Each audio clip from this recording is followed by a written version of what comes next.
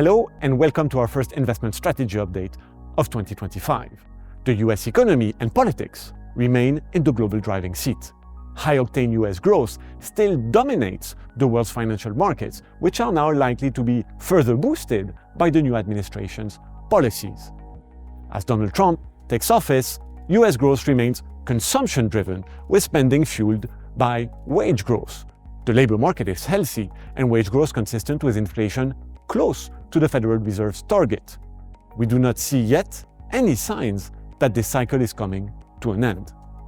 But a key question for investors in 25 is, will new tariffs and immigration policies trigger a new wave of inflation? And crucially, where does this leave the Federal Reserve?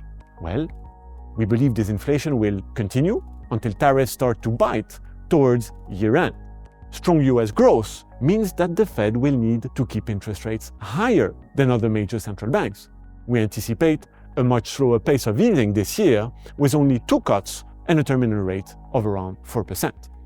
For other major economies, the situation is quite different, and the growth outlook lower.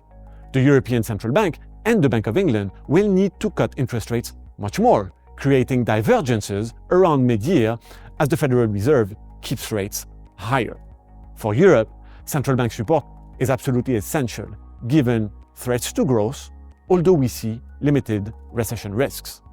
The outlook for the euro area depends on how it tackles economic and political vulnerabilities, including Germany's weakness and its trade relationship with the US.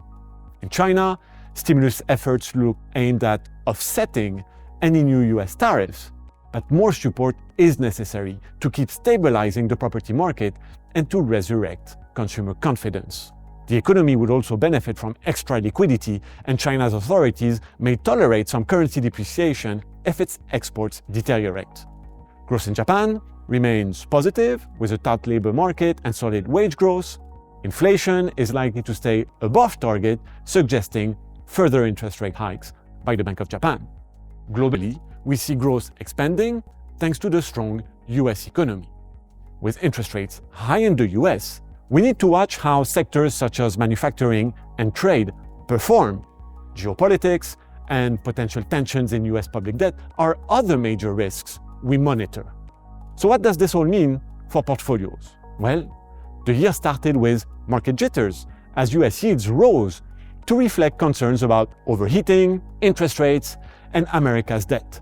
But the US economy's fundamentals are strong, and rate cuts, coupled with solid corporate earnings, are a constructive environment for US equities. Rising bond yields do not mean the end of this equity bull market.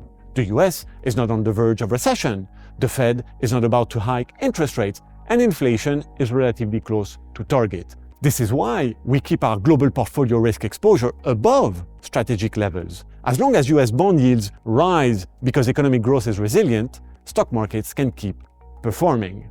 In fact, corporate earnings are still solid and should continue to be powered by technological development, global growth, and lower interest rates.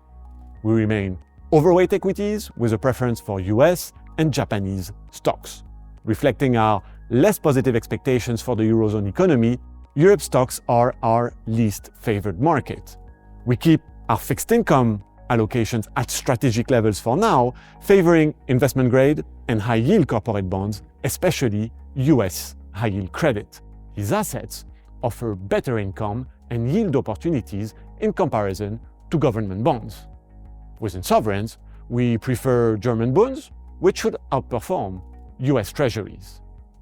We expect the US dollar to remain high against major currencies, thanks to US trade policies and interest rate differentials. Of course, the dollar also acts as a haven from geopolitical risks, and this is why we retain our overweight exposure. Another haven, gold, should continue to perform as well, because if demand from central banks has slowed, it remains the main factor supporting prices. Finally, alternative assets, especially hedge funds and private assets, can play a very useful role for eligible investors by extending opportunities and diversifying returns in a multi-asset portfolio.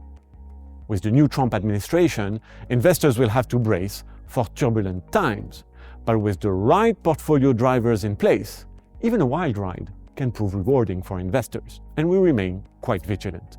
Thank you so much for watching.